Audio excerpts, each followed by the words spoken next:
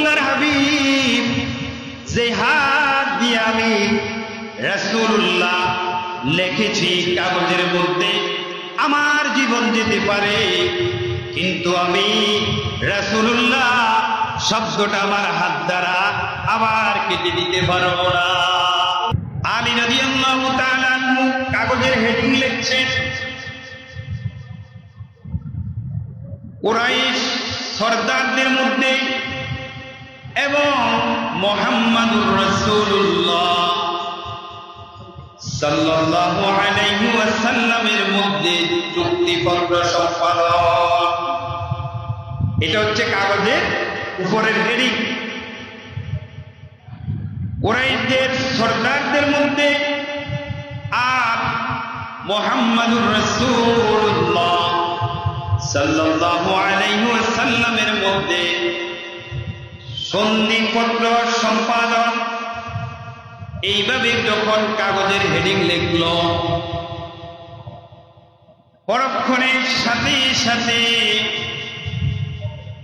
কাফের সরদার, কাফের লিডাররা তারা সেখানে বাধা দিল, আপত্তি তুলল।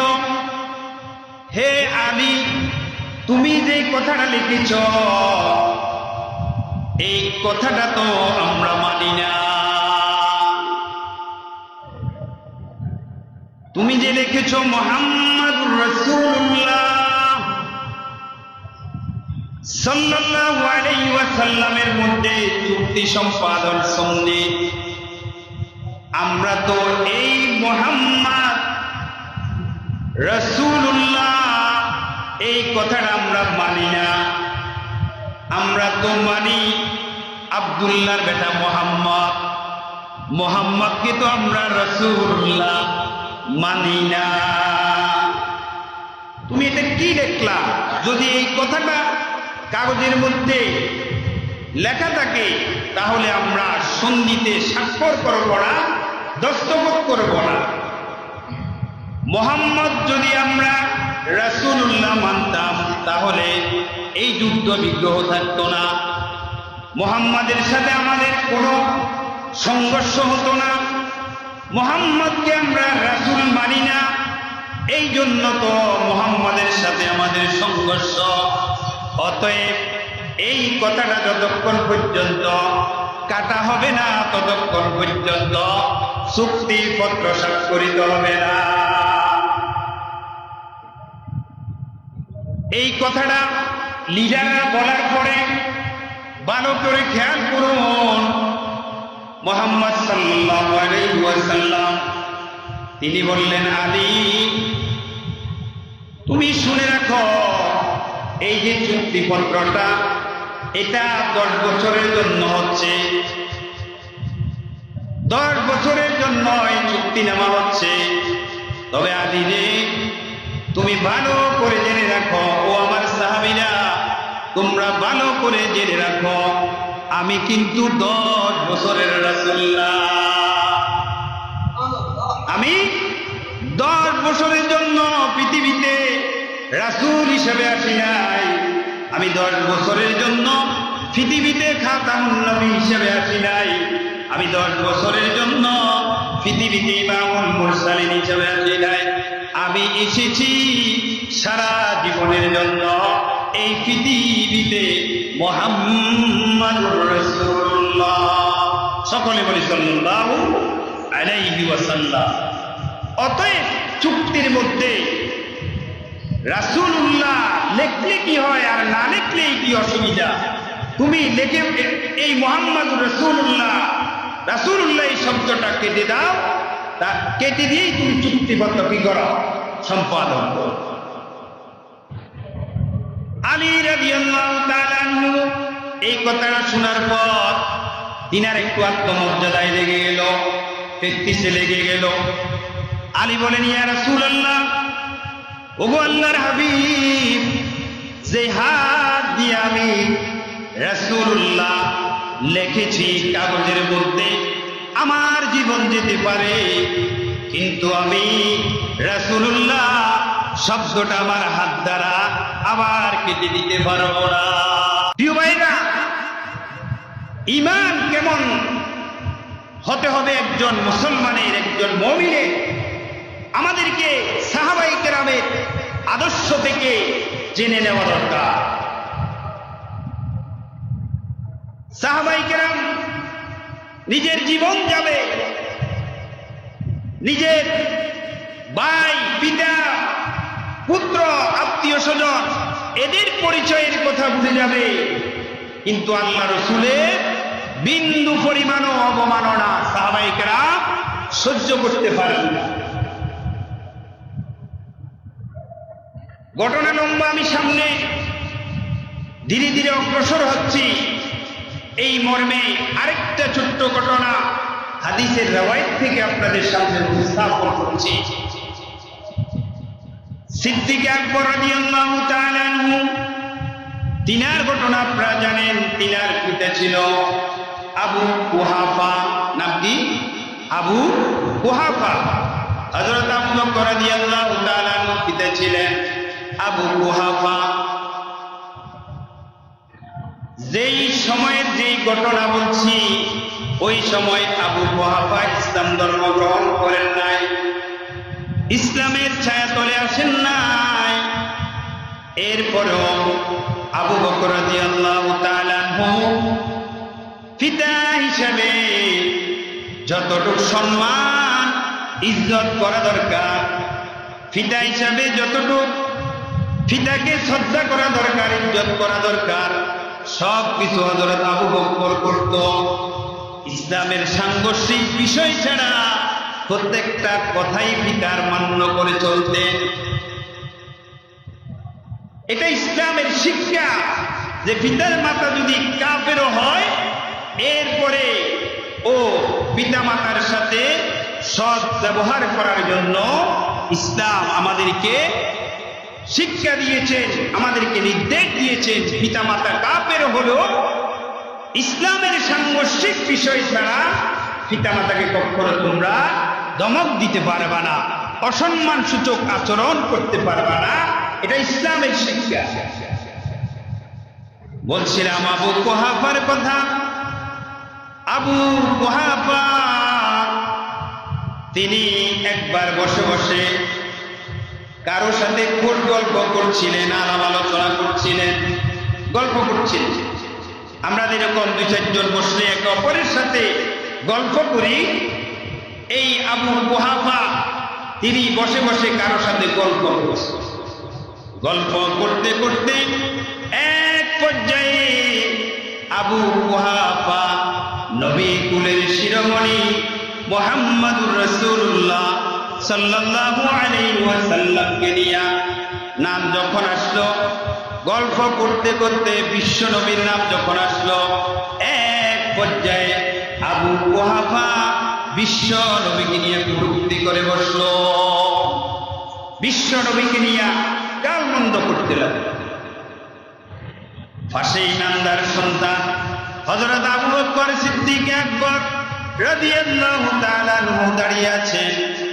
যখন এই পিতার মুখে মুহাম্মদ সাল্লাল্লাহু আলাইহি ওয়াসাল্লামের কটূক্তি শুনলেন, গালিগালাজ শুনলেন, আর এক মিনিটের জন্য আবু বকর রাদিয়াল্লাহু তাআলা আনহু বরদাস্ত হলো না। আবু বকর রাদিয়াল্লাহু তাআলা আনহু তিনিও চুল পরিমাণ ছাড় দিলেন না। সাথে সাথে ইমানের উপর আঘাত এসছে। শরীরের যতটুকু শক্তি ছিল সমস্ত শক্তিকে উজাড় করে দিয়ে আবু কুহাফার মুখের মধ্যে একটা থাপ্পড় দিয়ে মুহূর্তের মধ্যে জমিনে ফেলে দিলে।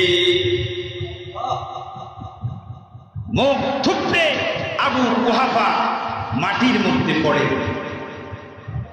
কোনোভাবে নিজেকে সামলিয়ে গুছিয়ে উঠে বসলো। বসার পর আবু কুহাফা সিদ্দিক আকবরের দিকে বিস্মিত কণ্ঠে তাকিয়ে আছে। তিনি ভাবতেছেন, আবু বকর আমার সন্তান, সে কি করে আমাকে এইভাবে তার হাত দিয়ে আমার গালে থাপ্পড় দিল। তিনি ভাবতেছেন এই কথা, সন্তান হয়ে কিভাবে বাবার গালে থাপ্পড় দিল। বিস্মিত অবস্থায় যখন আবু কুহাফা পিতার সন্তানের দিকে তাকিয়ে আছে, এমন মুহূর্তে আবু বকর রাদিয়াল্লাহু তাআলা আনহু রাগ গুসা তিনি দমন করে রাখতে পারছেন না, আর বলতেছে, হে আমার পিতা আবু কুহাফা, তুমি শুনে রাখো, আল্লাহর কসম করে বলছি, আল্লাহর কসম করে বলছি, যদি আমার এখন হাতে তরবারি থাকতো তাহলে আমি তোমার গর্দান এই মুহূর্তে আমার তরবারি দিয়া তোমার গর্দান উঠাইয়া দিতাম।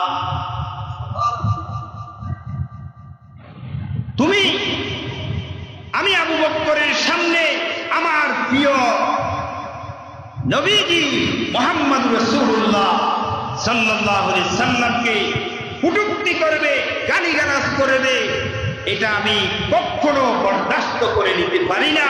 তুমি পিতা হও আর যাই হও, আমি কখনো এটা বরদাস্ত করে নিব না। এমন তো অবস্থায় হযরত আবু বকর রাদিয়াল্লাহু তাআলা তিনি চলে গেলেন বিশ্বনবীর দরবারে। বিশ্বনবীর দরবারে যাইয়া যখন আবু বকর রাদিয়াল্লাহু তাআলা পৌঁছলেন, আল্লাহর হাবিব খেয়াল করে দেখলেন আবু বকরের চেহারার মধ্যে হতাশা।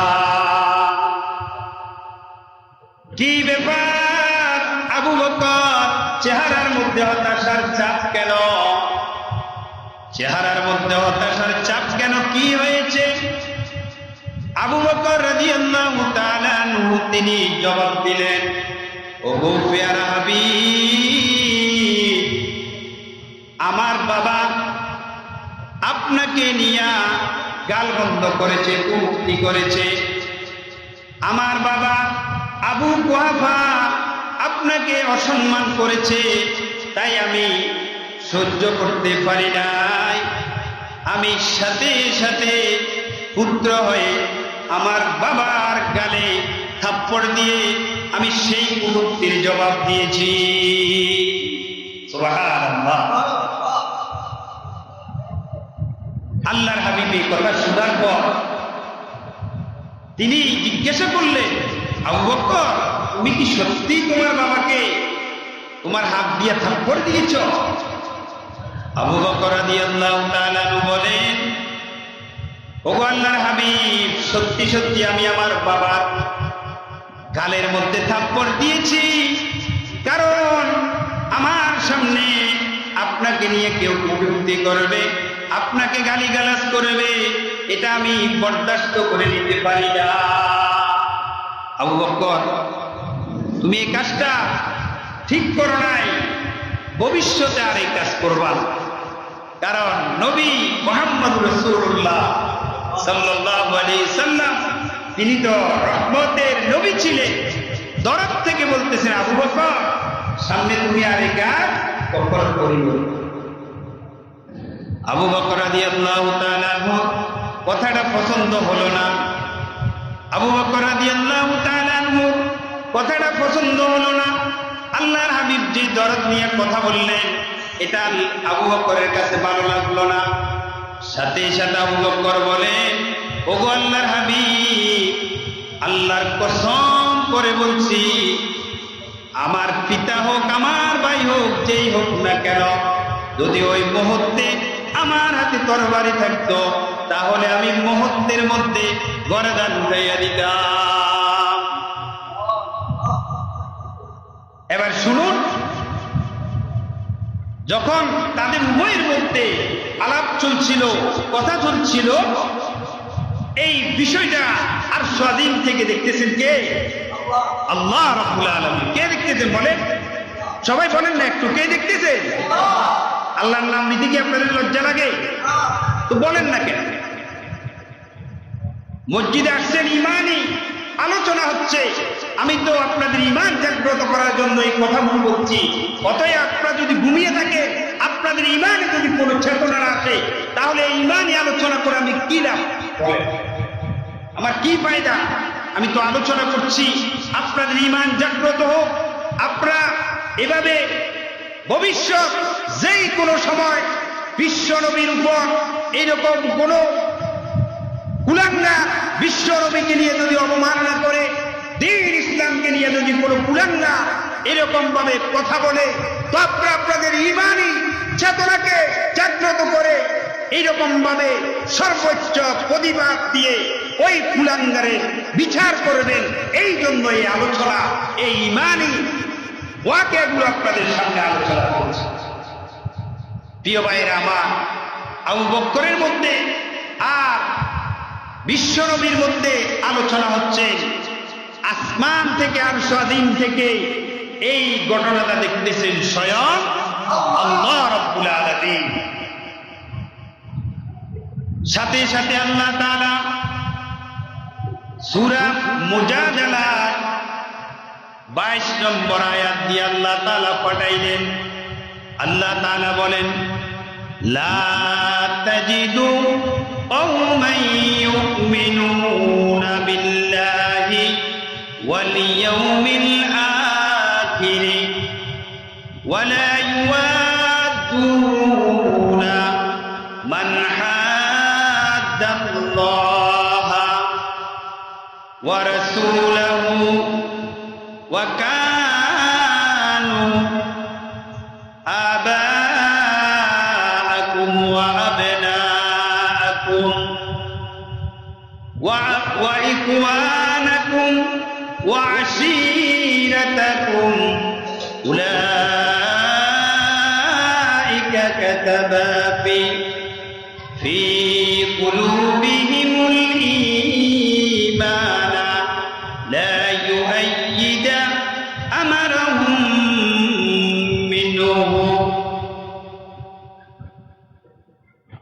يدخلهم جنات تجري من تحتها الأنهار خالدين فيها رضي الله عنهم ورضوا عنه أولئك حزب الله ألا إن حزب الله هم المفلحون। আল্লাহ তাআলা বলেন, যারা আল্লাহ এবং আখিরাতকে বিশ্বাস করে, যারা ঈমানদার, আল্লাহ এবং রাসূলের বিরুদ্ধ আচরণকারীর সাথে কখনো তাদের বন্ধুত্ব হতে পারে না। ঈমানদার সে আল্লাহ এবং রাসূলকে ভালোবাসে, আর আল্লাহ এবং রাসূলের অবমাননা কোন ঈমানদারের সাথে হলে সাথে সাথে তার ঈমান জাগ্রত হবে। ওই আল্লাহ এবং রাসূলের বিরুদ্ধ আচরণকারী যদি সে আবাআকুম ওয়া আবনাআকুম ওয়া ইখওয়ানাকুম ওয়া আশীরাতাকুম, যদি সে তার পিতা হয়, সে তার এরকম পুত্র হয়, সে তার ভাই হয়, অথবা সে তার জাতি গোষ্ঠীর যেই কেউ হোক না কেন, ঈমানদারের সামনে যখন আল্লাহ এবং তার রাসূলকে নিয়ে অবমাননা করা হয়, তখন সাথে সাথে ঈমানদার আর বসে থাকতে পারে না। ঈমানদারের সাথে ওই বেঈমানের আর কোন বন্ধুত্ব করতে পারে না। আল্লাহ বলেন, উলাইকা কাতাবা ফি কুলুবিহিমুল ঈমান, তখন সাথে সাথে তাদের ঈমান, বদ্ধ ঈমান জাগ্রত হয়ে যায় এবং আল্লাহ তাআলার পক্ষ থেকে তাদেরকে শক্তিশালী করা হয়। তারা সাথে সাথে ঝাঁপিয়ে পড়ে। আল্লাহ বলেন, এই সমস্ত মানুষগুলোর জন্য রয়েছে জান্নাত, যেই জান্নাতের তলদেশে থাকবে নহর সমূহ, সেখানে ওই সমস্ত মানুষগুলো থাকবে চিরকাল। আল্লাহ বলেন, ওই সমস্ত মানুষের উপর আমি সন্তুষ্ট এবং তারাও আমার উপর সন্তুষ্ট। আল্লাহ বলেন, উলাইকা হিজবুল্লাহ, আর তারাই হলো আল্লাহ তাআলার দল। আলা ইন্না হিজবাল্লাহি হুমুল মুফলিহুন, আর যারা আল্লাহ তাআলার দল তারাই প্রকৃত সফল কাম। সুবহানাল্লাহ। এই আয়াত দিয়ে আল্লাহ তাআলা সাথে সাথে আল্লাহর হাবিবকে জানাই দিলেন যে আবু বকর তিনি যেই নীতি গ্রহণ করেছেন, তিনি যেই আচরণ করেছেন, এটা সঠিক আচরণ করেছেন। অতএব এই জায়গাতে আপনি দরদ মাখা কণ্ঠে কথা না বললেই কি